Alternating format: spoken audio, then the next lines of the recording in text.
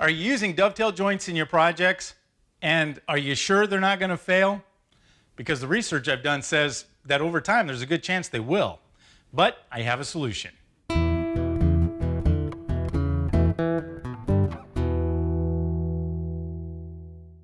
Hi, I'm Todd Clippinger, and welcome to the American Craftsman Workshop. Today I want to share with you my favorite woodworking technique and tip of all time, and that's locking your dovetails and your box joints together. When I became interested in furniture construction, I needed to understand how furniture was built. So I started taking a good look at antiques, and one of the things that I noticed about antique furniture is that the drawer boxes were almost always constructed, at least the ones I've seen, were most all constructed with either box joints, which are known as finger joints, or dovetail joints. And I was amazed to see at how many of those were coming apart. But I came to realize as I studied a little bit more, the wood is drying out and it's shrinking. So it's letting go of the mechanical joint. If there was any glue involved, the glue with age becomes brittle and it was letting go of the mating surfaces. But I realized there really is a very simple solution to keeping these joints from coming apart. And that is to drill down in the corner and add an interlocking pin. Now this is super simple to do, guys, and adds a nice visual feature to something as simple as these boxes. All you got to do is drill down just deep enough to get through the two first parts of the interlocking pieces and add a little bit of glue and tap a dowel pin in, cut it off, flush sand it, and it looks great. Now you want to do that on both the tops and the bottoms of the boxes. Also, something to keep in mind is if you are doing especially like the box joints and you run the sides across the table saw, once you assemble the box and install that bottom, you have the little hole down at the bottom that needs filled. Go ahead and fill that first, let it set a little bit before you drill the hole in the bottom to add that bottom pin.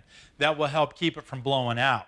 One of the things that I learned the hard way, if you add too much glue to the hole, once you drive your dowel in, that hydraulic pressure can blow the joint out. Also, keep your dowels small. The best thing to do, I think they look better, but also I've done larger dowels in relation to the overall size of the pieces, and large dowels will blow out your corner as well. So keep your dowels small, don't add too much glue. You don't have to drill down very far, not through just the first couple parts of the interlocking pieces of a dovetail or box joints, and that's really all there is to it. So all these boxes here, guys, that you see, the small ones here, they're all box joints and they're all pinned in both the tops and the bottoms. And these two boxes here, these maple boxes, they have nice contrasting plugs. These were about the last ones I did, where the dowel that I used was kind of large in proportion to the thickness of the box walls. And I've had some other ones. I've done a lot of testing, and they failed. So these were really the last ones I did that.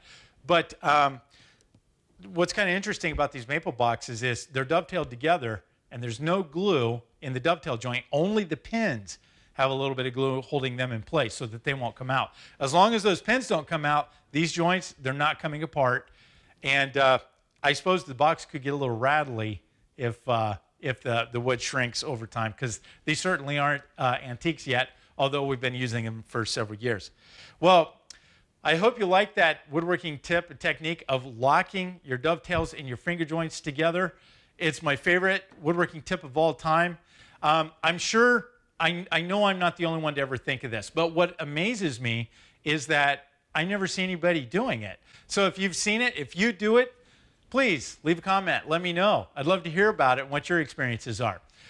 If you like this woodworking tip, please show your support by giving a thumbs up. Also, if you want to stay on top of my latest releases, please subscribe to my channel.